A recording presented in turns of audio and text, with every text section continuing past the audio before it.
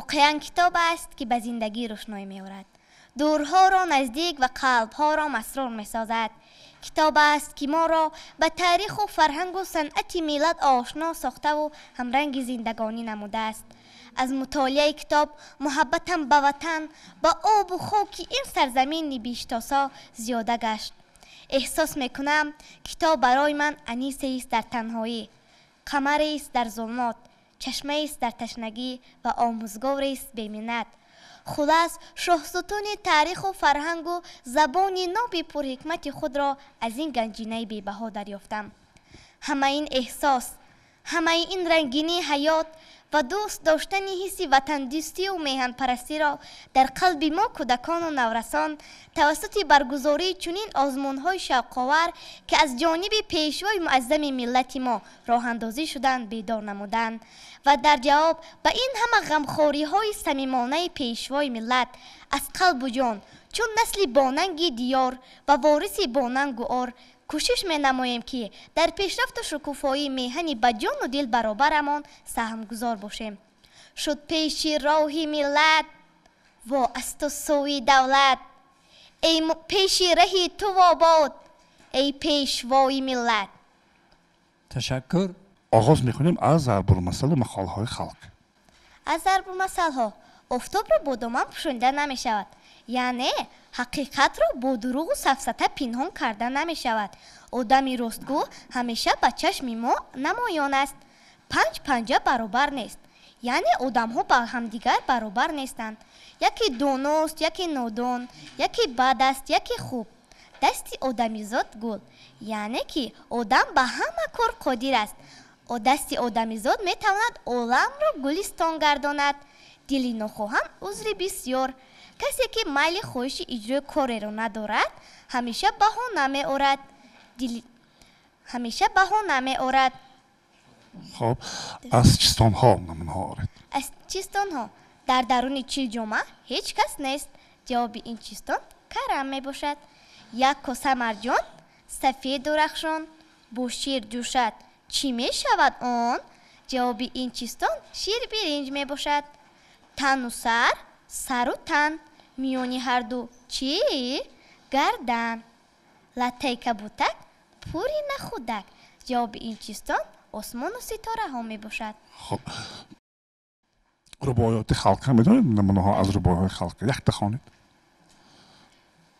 ای دوست اگر مهری تو بر ما باشد، ما را زیره دور چه پروا باشد. خاکی رهکت شوم زمانی که اگر یک گوشه خاطری تو بر ما باشد. خب لطیفه های خانقی از همون حیات مکتبی تربیوی باشند. مرحبا. در اتوبوس همراه گلرو و مادرش زنی می نشست. زن به گلرو یک قند درست کرد. مادر به گلرو گفت چی گفت النازیم؟ یک تای دیگر دهید. معلم از خواننده می پرسد آیا تو هر سحر به ورزش مشغول می شوی؟ بله، از این خانه به اون خانه دویده می گویم که جوراب های من کنی؟ نبیره به نزد بابایش آمده می گوید بابا جان شما دندان دارید؟ نه جانکم ندارم. خیلی طور باشد همین سیب مرا قپیده استید من یک به کوچه رفته آیم. پسرک به مادرش می گوید مادر جان شما به من گفته بودید که اگر من بهای 4 گیرم یک روزی تمام به تماشای باغ می روم. خیر چی بود؟ بیا اقلا رفته نیم روز تماشا کنیم. معلم به خوانندگان می گوید کسی که خود را نادانی کلکدو می حسابد از جای خیزد. بعد از چند لحظه یک خواننده از جای می خیزد. معلم می پرسد تو چی مگر خود را نادانی کلکدو می حسابی؟ نه که نخواستم که شما تنها راستید. خب تشکر. تیزگو یک خود نمونه ها از تیزگو یک خود. 2 گل به چمن رفتند بیاوردن گل. 1 گل 2 گل آورد دیگر گل 1 گل. 1 گل به گلی دیگر بگفت ای گل من گل 2 گل آوردم تو گل 1 گل. 2 گل به چمن رفتن بیاوردن 1 گل 2 گل دیگر گل 1 گل 1 گل به دیگر بگفت گل من گل 2 گل آوردم تو گل 1 گل. 2 گل به چمن رفتن بیاوردن 1 گل 1 گل 2 گل دیگر گل 1 گل. 1 گل به دیگر بگفت ای گل من گل 2 آوردم تو گل 1 گل. خب کفایت تشکر. خب سلامت باش. خب من چند اثر رو نام میگیرم برایتان. صنف 6 هستی آخه حاضر. مکتب کهنه خواندم. احمد دیوبند برای صنف 6 خوب. خواندم. تابستان خواندم. لاله چینی خواندم. زنبور عینکدار خواندم. عجایبات نادر خواندم.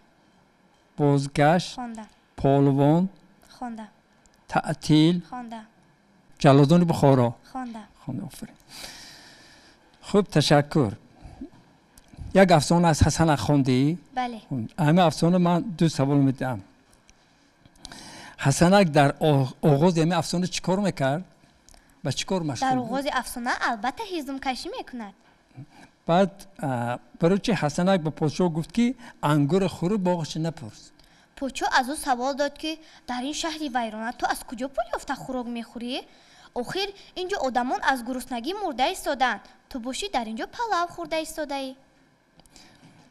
همین بلبلی که سرگشته بله یک شعر هم دارد بله اگر ندانی هیچ گپ نیست اگر دانی خوان دانم آه. میدانم من بلبلکی سرگشته در کوه ها و در پشته از گپ های مو این درم مو این دری بد قهرم پدر خورو زورم کرد بی سبب او زورم کرد من خستم و رنجیدم سوی صحرا دویدم گرگک مرا خورده خو حرکی دل سوزم استخوان های مرا چیده در شاخی چنار کشال کرده مکتبی کهنه همین روز اول بچه ها هیاهوی کردن بازی کردن و غیره و کذا وقتی که صدرالدین به مکتب آمد روز دوم چی خواندن هیچ چیز نخواندن آنها با پولغنداری مشغول شدند یک بازی است بدون بازی خیلی معلومه با اونجا کمان کشی معلوم است با یک خرمرد یک بازی دیگر دارن بازی جنگ بعد کله کوبک هم یک بازی داشتن چه خیلی بازی است کلاکوبک چنین بازی بود که چند بچه یک بچه را در میان گرفته با انگشت و ناخن‌هایشان به سر همون بچه میزدند همین عبداللطیف تقا به یک خصلتش به حسن از قصیب تابستان پولو تالیس معقول نبود نصیحت میخوان بسیار بله همین یک دو نصیحتی عبداللطیف تقا رو در خاطرت باشد مرحمت بکن او میگفت که من به تو پند و نصیحت خوندن نیستم جانم لیکن تو خود دیده ایستاده که از زداد ایلو و زنده و سلامت باشد 3 ماه باز خط و خبر نیست مادرت باشد یک مشتی پرزند به نوک سوزن دیگ میجوشاند تو اکنون بچه کلان شده ای شکری خدا به 13 قدم ماندی پستی و بلندی های زندگی را فرق کرده میتوانی اکنون میباید یک پای گساله شده به مادرت یاری دهی سر یگان کسب و کار را گیری در یادت هست داداد در یک مکتوبش چی گفته بود پسرم حسن سرداری خانه اکنون تو هستی با مادرت یارمندی کن از گپش نبرو گفته بود سرگذشتی صابر در خانه صابران یک آدم باسواد بود یکتا کی در خانه صابر یک آدم باسواد بود همین هم مادرش بود وای خط و سواد هم داشت گاه وقت ها شعر ایجاد میکرد همین عزیز خان صاحب کارت شد چه خیلی صاحب کارت شد وای نه با پول اردی دزدیدش مادرش توپی میدوزد میفروشد با او کارت میخرد جرگرا که نویسته است فضلالدین محمدی همین کی است و قهرمان نامش من فراموش کردم جمال جمال همین جمال از همین جگ چه امید داشت هنوز وقتی که جگ چه بود که چه امید داشت وای میخواست که سگ او کلان زور با عقل باشد از دیگر سگ ها پرزور توانا باشد با کوچه یا مغازین فرستن همراهشون رود لیکن همون خیل شود که یگان سگ با وی نگاه کردن نتواند تنها غر گوید کفایه تمامی چی تو سگ دومش رو میانی پایش گرفته با کتکش جو شود بعد همی خیل شد نه نشدن برای چی چون که جگه بسیار سگی جنگاره و با جهل بود با سگ امکی کولیا بسیار جنگ میکرد و امکی کی کولیا وای چه خیلی سگ بود نامش چی بود نامش رکس وای چه خیلی سگ بود سگی زور چاقون با عقل در خونه این خیلی پاسبانی نغز نبود دری حولیاشون حتی قلف نداشتند با کوچه یا مغازین فرستن همراهشون میرفت از تعطیل نام اصلی مله چی بود نام اصلی مله شریف بود یک سوال دیگر بار 18 چوجک گم شد دختر فرما اکی رستمه کی رو گناهکار کرد مله و مردان رو گناهکار کرد شما بی‌پروایی کردید گفت بعد همینو گناهکار بودن نه گناهکار کی بوده است؟ گناهگار مور بود. مور چوجه‌ها رو میخورد. تشکر. کاملا مکتبی کهنه رو خوانده استاد. بله. چند سوال دادن، من هم میخوام یک سوال دیم. در همین مکتبی کهنه یک مسئله است، عینی همراه پدرش به صحرا می رود، بعد در آنجا یک چاره‌بینی گذشته ایستاده است، عینی مولا بچه را مغلوب میکند. این همین واقعیت چه صورت میگیرد و با کدام راه عینی میتواند یک گوشتینگیر را مغلوب کند؟ اون مولا بچه خودش رو بسیار زور میگرفت، با همه گوشتین میگرفت.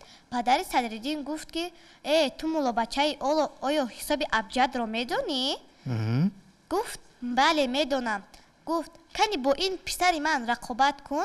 در همین وقت استاد صدرالدین عینی غالب میآید. غالب میآید شد. احمدی دیوبند رو خوندی میخیر نه؟ بله. من یک بیتی سعدی هستم اونجا. دیو با آدم نیامیزد مترس، بل بترس از آدمانی دیو سارا. میخیر نه؟ بله. همین بیت رو پدری احمد برای چی به احمد خواند؟ چون که احمد قوت گیرد. بعضی آدمان دیه از دیو و اجینه می ترسیدن، می گفتن که وجود دارد. احمد را ترس می دادن، اما احمد عموما ترس نداشت. خب آفرین. غیر همین احمد باز چی باور داشت که از دیو و اجینه نمی ترسید؟ مربوط به مسئله باباش بود. پدرش به احمد نقل کرده بود که بابای تو با شاه اجینه ها روبرو شده است. در صحرا وقتی که بابایت به رمه می رفت در یال است، اما شاه اجینه ها آمده است. بعد بابای تو آن را تنبیه دادنی بود. شاه اجینه ها گفت من را تنبیه نده، من قسم می دهم که به 7 پشت تو ضرر نمی. خب رحمت، من یک سوال دیگر دارم استاد. از مسکو چی آوردی؟ خواندی؟ همین جمعه برای چی خط نوشت؟ جمعه برای آن خط نوشت که مادر و پدرش آگاه شوند. مادرش رو آگاه کنه. مضمون خط چی بود؟ مضمون نقل. در خط چی گفته بود؟ او با مادرش گفته بود که من به مسکو سفر میکنم. ارزوی مسکو رفتن در دلش پیدا شد، چون که وقتی که کارتینکا سر می شود در مسکو تراکتورها رو میبیند، اسباب های نو رو میبیند، چهره های شناخته رو میبیند. ارزوی دیدن مسکو در دلش علنگه میزند. رحمت. از استاد علی محمد مرادی یگان شعر میدونی؟ بله. کنی مرحمت خون. جان کی به تو ببخشمش، شرم شکن نمی شود. نسخه کاغذی گل زیب چمن نمی شود. بوی شراب می کند کوزه تو شود صفا، بس که خماری تو جدا از گل تن نمی شود.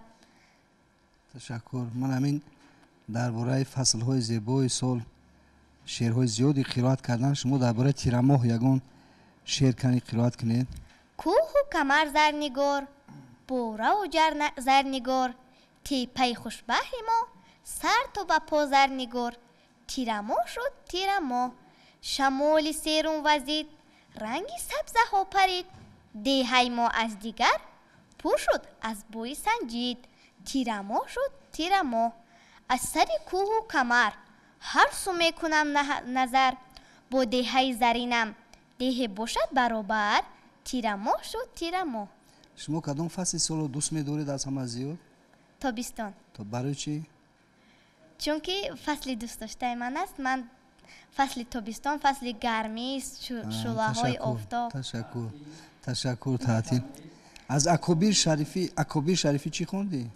از اکابیر شریفی گنجشکک یک رو، سرودی صلح، امکی ملیسا. من همین امکی ملیسا را همین واقعیت چی امکی ملیسا چگونه پیدا میکنه انور؟ چگونه پیدا میشود؟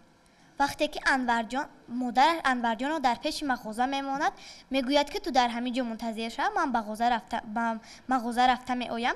انورجان در اون طرف راه پفک های زیبا رو میبیند. دلش به پفک ها کشال، به نزد پفک ها میرود، خیلی تماشا میکند. که مادرش رو چیکار گم میکند؟ مادرش رو گم میکند. به یادش میآید که مادرش او را گفته بود که در همان جا است.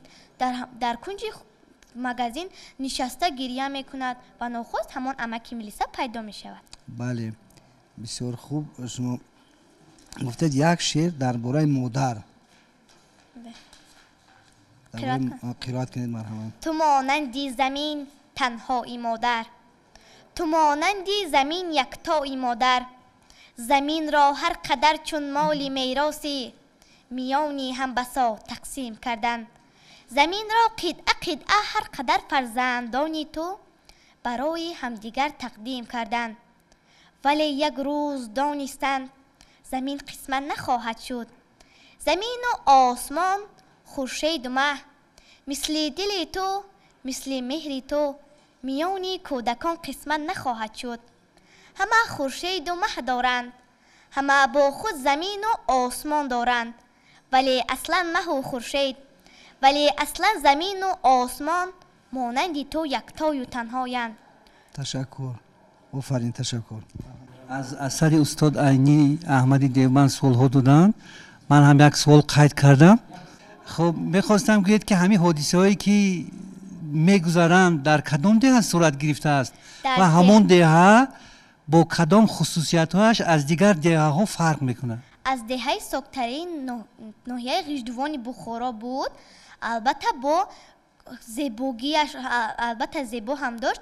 در دیگر دهه ها جین و عجینه نبود. مردمان آنجا به جین و عجینه باور نداشتند. تنها امین دهه امین ها به جین و عجینه باور داشتند. باز یک خصوصیت دیگر داشت. خصوصیت خود را داشت که از دیگر جاها به این دهه بیماران رو می آوردن برای شفا، آنها را شفا می بخشندند. در با آنجا کدام راه؟ علفهای طبابتی بسیار بود. باز با کدام راه ها؟ با راه های امان طبیب ها بسیار آموخته بودند. طبیب های امان دهه ها. کم ترک فراموش کردی. هیچ کم نه. اکابر شریفی روزی تولد بیبی، بله خواندم. نبیره ها برای بیبی چی توف آماده کردن و برای با بیبی کدام راه؟ با راه پول حلال خودشان. وقتی که آنها فکر میکنن که ما پول بیبی دادگیمون رو شاید به او توفه خریم، اما میگویند که نه، این پول بیبی دادگی خودمون است، نه خب پول خودش رو به خودش توفه کنیم. آنها برای حلال میخواستن که پول جمع کرده به بیش توفه خرند. بعد چیکار کردن که پول جمع شیشه کردن؟ های نادرکاره را گرفته برده فروختن و بیبیش توفه خریدن. یک چند دیرم نرسید. بعد چیکار کردن؟ برای توفه خریدن پولشون نرسید. آنها بعد در آخر چیکار کردن؟ آنها بعد در آخر باز به یگام کاری حلال دیگر مشغول شدند. یک شیشه یافتن لیکن وای خالی نبود. چیزهای آن را خالی کردن، البته در دیگر جای گذاشتن، جای معین. چی داشت همون شیشه؟